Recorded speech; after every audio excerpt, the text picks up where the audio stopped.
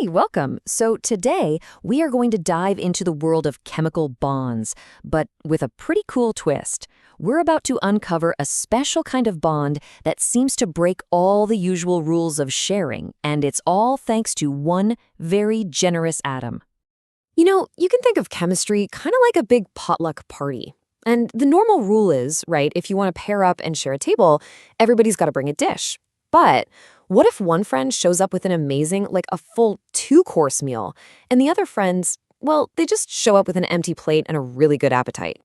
That's the exact puzzle we're going to solve today.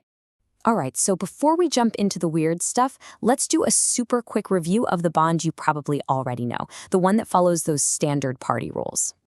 Okay, so this is your classic covalent bond. It's really a perfect partnership. Two atoms come together, each one puts one electron into the middle, and boom, they share that pair, and that's what holds them together.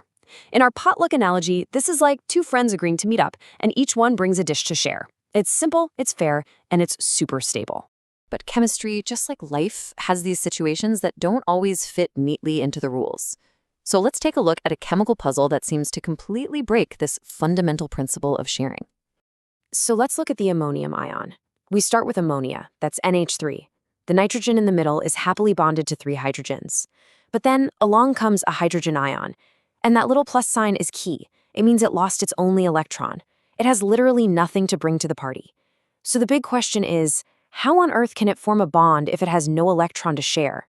Well, the solution to our puzzle is that nature has this wonderfully elegant workaround.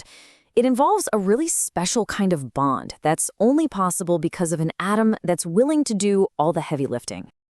And here it is, the coordinate covalent bond. You might also hear it called a dative bond. The definition says it all. It is a covalent bond, which means electrons are being shared. But the huge difference here is that one atom generously donates both of the electrons for that shared pair. It literally brings the entire meal to the party for its friend.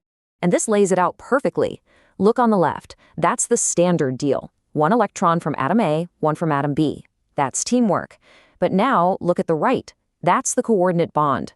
You've got atom A providing the entire pair of electrons to atom B, which just so happens to have an empty space ready to accept them.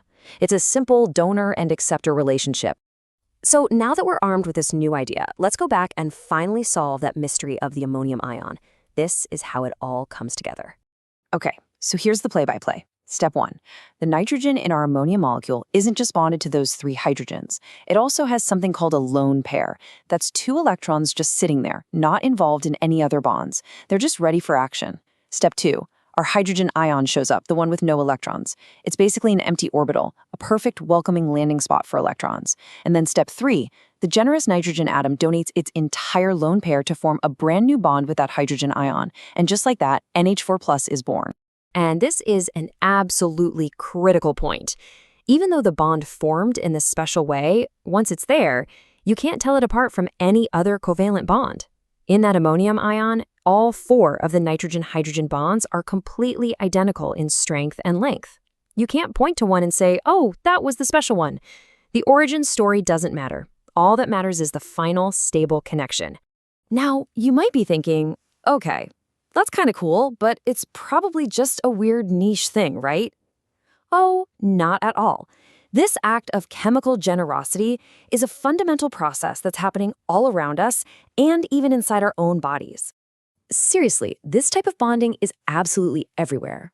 It's the whole basis for a huge chunk of acid-base chemistry. Every time you dissolve an acid in water, you're forming the hydronium ion, H3O+, using a coordinate covalent bond.